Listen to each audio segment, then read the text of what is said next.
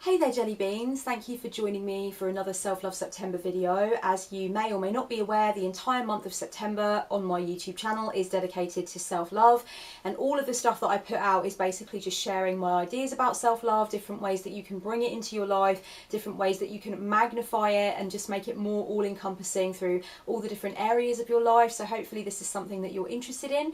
If you feel like you've missed any videos or you're only just coming into this scenario and you want to know more about it, then click below. I've left the link to the 2016 Self-Love September playlist for you, so you can get to grips with what I've been saying so far on the journey. And in this particular video, I decided it's time for me to address shadow work. I had decided originally that I wasn't going to address shadow work in the context of SLS this year, but now that I'm thinking about it and getting to grips with what I'm doing and the way the content is going, I've thought to myself, it's a pretty big, juicy, self-lovey kind of topic that I don't think we can do without during the course of this year. So I'm going to give you a few thoughts about why I think shadow work is such a potent force in self-love, and why I also feel like it's not necessarily the most helpful place to start for some people when it comes to addressing a deficit of self-love. I'm going to direct you to some of my former videos and a resource or a couple of resources that I offer that you might like to use. So let's get started. For me, in my professional life as a spiritual counsellor, shadow work is a very important concept. It's a concept that I discovered for myself during my own journey of personal healing and discovering who I really was and letting go of a lot of the baggage and a lot of the negative thought patterns that held me down. And I was processing a lot of things from my past, etc., when I came across this term. Now, the idea of shadow work as we know it in modern times was brought to the fore and thought into being by Carl Gustav Jung, the Swiss psychologist. However, if you look at different theories from different theologies and different philosophies, there have certainly been ideas like this, both before Jung and of course after Jung, and a lot of Jungian psychoanalysts have taken the helm and have really run with the shadow work theory and given us a lot more hard and fast techniques about shadow work, like tools that we can use to really do shadow work. And Jung was a little bit hazy on kind of the A to B tools that we could use. So other Jungian psychoanalysts have been really kind of revelatory in terms of bringing it to the fore and talking about it in more depth. I like to think that what I can try to do for people is to facilitate for them the concept of shadow work in ways that are relatively easy to understand and can be put into action. Although I always do kind of try and stress that shadow work will be different for everybody, the journey will be different for everybody. There is no A to B formulaic map that everybody can follow that is going to be useful for everybody. Everyone has a different way of approaching shadow work. The concept of the shadow as an archetype is basically just the acknowledgement that we have a dark, grimy underbelly in our psyches as human beings. Each one of us has a place where the things that our ego has rejected go to live. So my ego is my sense of self, it is my sense of personhood, it's who I think that I am, it's who I see myself as being.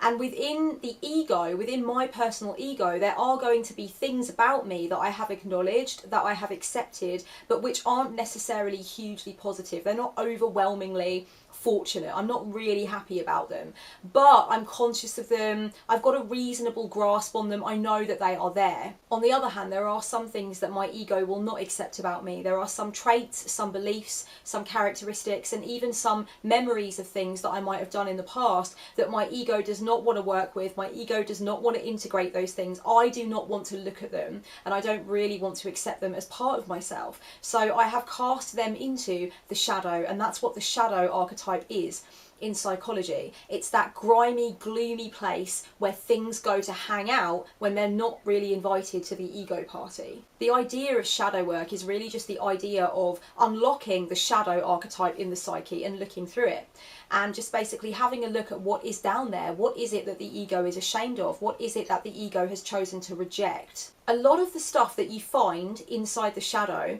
is stuff that you were trained to reject or suppress by your parents when you were growing up. Your parental figures will have taught you that certain thoughts, certain feelings, and certain behaviours and certain desires are not okay.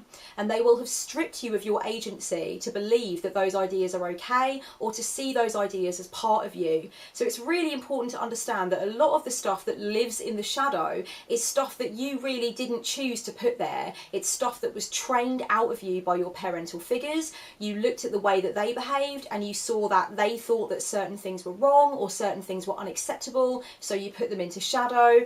Or sometimes your parents did behave a certain way, but they didn't want you behaving in that same way, so again they trained you to put those things into the shadow. So a lot of it is about upbringing, a lot of it is about the society that you were raised in.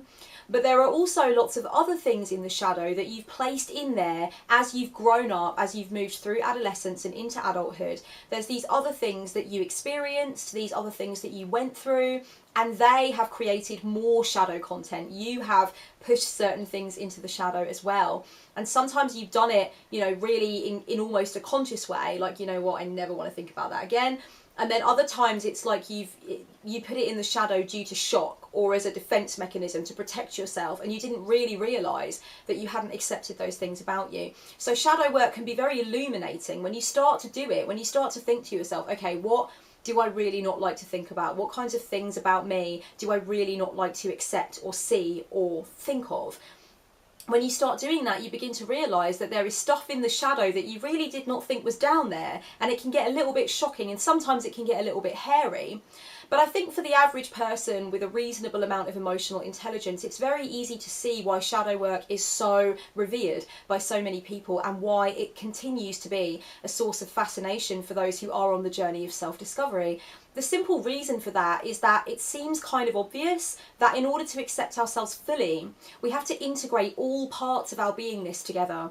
We have to be willing to look at everything that is the case about us, even the things that are kind of yucky or embarrassing, or that don't seem to concur with what our parents taught us to be or what society wants us to be. So when you think about what shadow work is for, it begins to make sense. You know, most people hear about it and think, yeah, you know, it makes sense that in order to accept myself fully, I need to look at the things about me that I have been trying not to accept, the things about me that I don't like to look at, the things about me that I just can't see. And so that's why shadow work is so favoured among so many people, myself included. Shadow work is a part of self-love. I definitely believe that conscious shadow work is a really awesome part of the self-love journey. I know that a lot of people have been doing shadow work throughout their lifetimes without realising that that's what they were doing. And when they've come across the explanation in a book or in one of my videos or something like that, they have said, oh, you know, I've been doing that for a really long time. That's something that I have been doing consciously since I was in my teens or in my early adulthood, but I never knew that it had a name, and I never knew that it was kind of a technique that was kind of recognised in psychology. Of course, lots of people go through a journey of self-love and they never even hear about shadow work, which I think in a way is kind of sad. But you know, they do shadow work on their own terms in one way or another. They come to try and accept the things about themselves that have been shoved into the shadowy corner, the things that they have not wanted to really see or address or look at. Likewise, there are some people who come across the concept of shadow work and they read about it and they instantly think, that is not for me. And something about it either seems threatening or risky to them, or it just seems really unappealing. It doesn't seem like the kind of thing that they want to do. And equally, that's fine. For me, I think shadow work has been obviously integral to my own process of self-love, but of course now I also teach it and I promote it, and I like to put out resources that help people to do it. So for me, obviously it's my bag and I completely favour it as a technique. I think it's wonderful, but I do think that if somebody has a very strong feeling that it's not going to be for them, or that they don't want to fuck with it, I totally think that's okay too, as long as they are not then going to dogmatically insist that other people avoid doing shadow work, because I do think everyone needs to come to their own conclusion, and for a lot of people shadow work is one of the very best things that they could do with their adult life, with their time on the fucking planet, to be honest. So I'm very concerned about the dogma that exists around some of the kind of communities that talk about the dangers of shadow work. There may very well be dangers for some if that's how they see it. If they fear it, then I do not think they should do it because they fear the hell out of it, so it's probably not a good idea, because it will probably go to a bad place if they've already decided that it's a bad thing.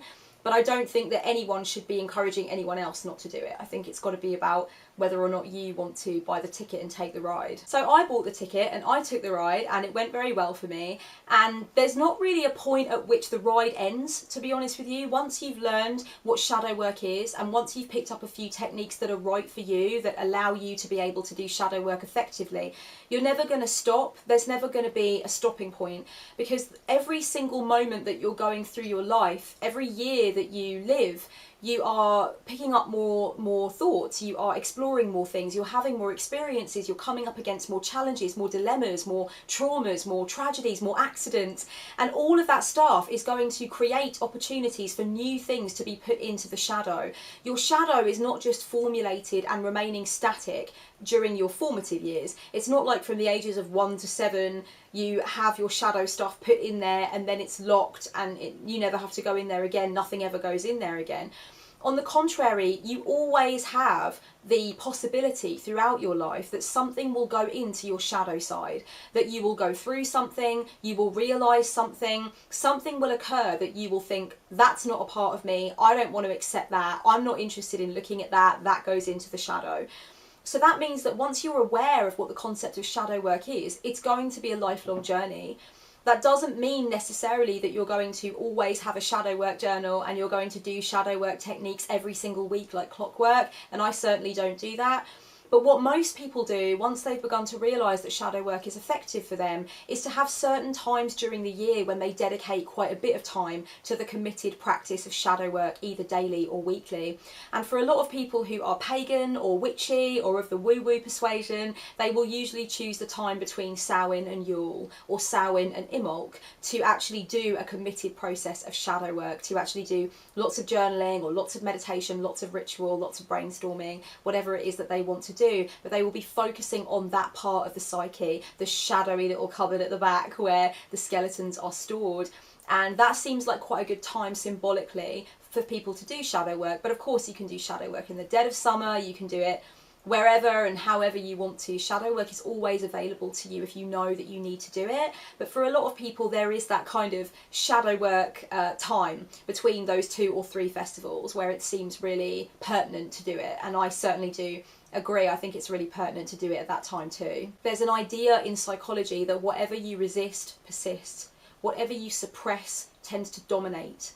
And that can be, there's evidence for that everywhere. That can be cited over and over and over and over again in the human experience. That can be cited everywhere. The evidence is fucking plentiful. And I know that in my own life, the more that I've tried to deny that I feel something, that I fear something, that I desire something, or that I am something, the more it's tortured me, the more it's haunted me, the more I find myself paralysed by it. And the more I've come to accept it, the more I've come to look at it and engage with it, then the more control I have over it, the less afraid I am of it, the less it affects my life. That's what shadow work is about. It's really about admitting that shoving something away, ignoring it, refusing to speak on it, refusing to look at it, it's never going to make it diminish. It's never going to make it go away. It's only going to push it into the shadows where it's going to begin to terrorise you, because you have no working knowledge of it. You don't even want to look at it. So it becomes like a demon, a gremlin, a monster that just keeps coming along and haunting you and freaking you out at usually the most inopportune moments. Shadow work is about looking at what you are afraid of. Looking at what you are afraid of, looking it in the eye, striking a match and looking at that terrifying monster that you are convinced is in the corner of the room. And it's never a terrifying monster. It's always just a pile of coats with a hat on top, you know. But when you don't look at it, when you don't strike that match, when you leave it in the darkness, it begins to look terrifying. It begins to look insurmountable. It looks like something that could kill you. But when you strike that match and you illuminate whatever it is you're afraid of, it's not so scary after all. And you realise it's just a part of the room, and the room is just a part of the house, and the house is your psyche, and it's all okay. It's all okay. But when you make one room in the house of your psyche into the scary room that's blocked off, that's bang, like, you know, nailed up, that you can't get into, don't go in that room, that room's going to have control over you, right? You're going to be haunted by that room every moment of every day because you won't go in and face what's in there. So it's a very self-loving thing to give yourself access to that room. But of course it is frightening. And of course you need to take a few deep breaths. And of course some people do prefer to do it with a mentor or a counsellor or a healer of some kind. And it's one of my things that I love to do most. It's what I call one of my specialities. Shadow work is something that I have given myself to studying and learning about, not only through books and articles, but through my own lived experiences of doing it.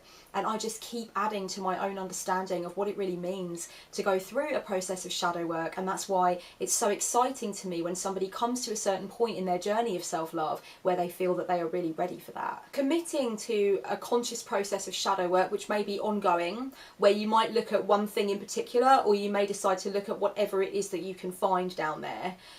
That is something that obviously takes quite a bit of energy, and it does take dedication. Deciding to do that is not the same thing as incidentally having done a little bit of shadow work unknowingly. So for example, at a certain point on your journey, you may very well have looked at something that you consistently do, or an unpleasant emotion that you consistently have, and you might have thought, I need to look at that because I keep trying to avoid it and it's really messing with things, it's really messing with my life. And you've kind of looked into it. And maybe at the time you had no idea what shadow work was, but now it comes to pass that you actually have kind of looked at those unpleasant areas that you have not been aware of to a certain degree, and you thought, oh okay, that was shadow work. That can happen to anyone. There are lots and lots of people who have actually been doing some form of sporadic, organic shadow work throughout their lifetime.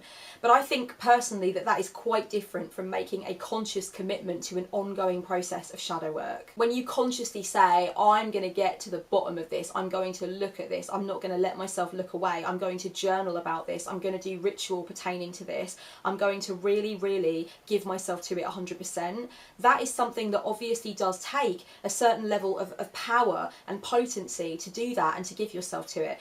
And that's why I always say that it probably shouldn't be the very first step on a journey of self-love for somebody who has been locked in self-loathing for a long time. At the beginning of your self-love journey, when you're still struggling to look after your body, when you're still struggling to maybe move away from abusive relationships with people, when you are struggling even to get out of bed, if you don't think that life is worth it, if you find that there are very difficult patterns that you found it impossible to unhinge yourself from for ages, probably the best thing is not to immediately say, I'm going to do 3 months of daily committed shadow work. For me, I just feel like there may not be the power there, and there may not be the sturdiness there, the sense of stability there for you to do that immediately. I often advise people to begin with processes of daily self-care, mental, emotional, physical and spiritual self-care, where you allow yourself to have time for your spiritual practice again. You learn things again, you know, you challenge your mind again, you begin to eat a little bit healthier, you begin to do 10 or 20-minute workouts every day. Whatever it is that you know that you're not factoring in right now that would really be self-caring and self-loving. I often think it's important to begin with that and try and get a little bit of consistency going with that before you dive right down deep into the oceanic depths of the things that you really don't want to look at. I just feel like that's an obvious A to B. Some people don't believe that, and some people wouldn't teach that, but for me I think that makes the most sense. And I have made a video about that quite a long time ago now called Are You Ready for Shadow Work? And I will link that down below. And I will also link you guys to the shadow work playlist that I have. So if this is stuff that is new to you and you want to learn more about it, you can certainly watch some of the videos that I have made about shadow work on my channel so far. If you're at the beginning of your self-love journey, if you are really struggling to feel that you are worthy, if you are struggling with your sense of self-esteem, then I'm not saying by any means that you cannot begin to do shadow work. I'm not saying by any means that if it comes up in your natural thought process that you should not entertain it. I'm just saying that these committed processes that we give ourselves to that are ongoing are probably not the best place to start for somebody who struggles with basic things, you know, like being kind to their body, being kind to themselves, putting positive self-talk into process and that kind of thing. In the end, I think it's got to come down to your own intuition, Deep down, I think most people are aware of how strong they are. Most people are aware of what they can handle and what they can't handle. Most people have a sense of exactly how much sturdiness they have, how much they are allied with themselves, how much of a strong core they have to be able to unearth content that might be unpleasant, that might be a little bit shocking, and that might take a lot of power and energy to deal with. There are some people who have begun on a journey of shadow work and they have had to step back, and they have stepped back for their own good. They have at a certain point recognised that they're not quite there yet, that they do not have what it takes really to go into the shadow and avoid using what is found in the shadow as a form of punishment. Shadow work really does require that you are an ally to yourself, because of course when you go into that yucky room at the back of the psyche where the things are kept that are suppressed, that embarrass you, that disappoint you about yourself, it's important that you don't use that material to attack yourself, right? Because that's not what shadow work is about. Shadow work is about shaking hands with those dark parts of you. It's not about looking at those dark parts of you and saying, oh, see, that's all the evidence I need, that I'm worthless, that I'm a bitch, that I'm a bully, that I'm not worth anything. Tune in with yourself, check in with yourself, ask yourself, am I ready to do some form of shadow work? Am I actually prepared for it? Am I strong enough for it? And if you do go ahead and begin to do a bit of shadow work, if you begin to write about a part of your character or a difficult memory that you really don't usually like to think about, and then you find that it is too much for you, that it's making you want to harm yourself, or that it's making you feel much worse and much more worthless, then step away, give yourself a hug, give yourself what you need, give yourself that distance. Do not feel bad about it. Shadow work will always be there. It will be there whether you begin it now or in a couple of weeks or in a year's time. Shadow work as a concept is not going anywhere, and every single day that the concept of shadow work exists, more people are bringing out resources to help you to do it. So don't worry, it's not going anywhere. Don't be in any rush to begin shadow work. If you're not ready yet, then you are not ready yet, and that is absolutely fine. I offer a shadow work reading on my shop. I will leave the link for you below. I also am in the process of designing some more shadow work readings, which will be available in October, so look out for that. And I do Samhain readings, which are geared towards shadow work as well. So if you are watching this just before Samhain, then make sure you go onto kellyannemaddox.com, where I offer Samhain readings. Like I said, I will leave the shadow work playlist below so you can check out what I've taught about shadow work so far. And if you feel that you may be ready to do some shadow work journaling and you're not sure exactly where to start, then I want to alert you to a free resource that I have over on my free gifts tab on kellyannemaddox.com. If you haven't already seen it, it's called 25 Heavy Duty Shadow Work Journal Prompts, a gift from me to you for the journey. This is what it looks like when it's printed out. It's a PDF file, and you can print it out. It has some inspiring quotations and some kind of like lines so that you can write down your answers to these 25 questions. This is an Eckhart Tolle quotation I've put in there that says, life will give you whatever experience is most helpful for the evolution of your consciousness. I love this Anna Quindlen quotation that says, the thing that is really hard and really amazing is giving up on becoming perfect and beginning the work of becoming yourself. I love that one. So I've put 25 challenging journal prompts in here, things that you can write about to explore your shadow. The first one is, how judged do you tend to feel on a daily basis? Explore how much of that perceived judgment is real and how much is imagined. This is the 6th journal prompt. It says, pinpoint something that's really frustrating / upsetting you at the moment, then try writing an uplifting, beautiful poem about it. So that's kind of a little bit of a twisty shadow work exercise for you there. Number 12 is, consider yourself at your worst, at a point where all of your most negative and disruptive traits came to the surface.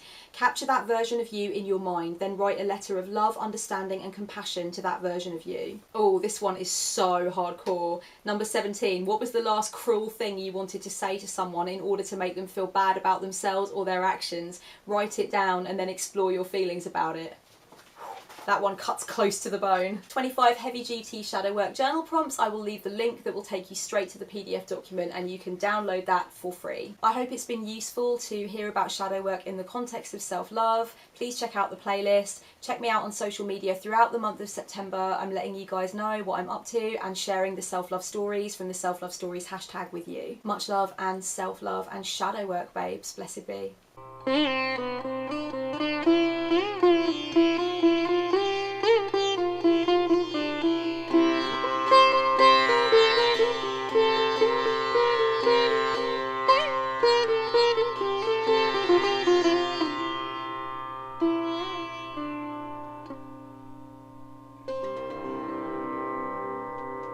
you.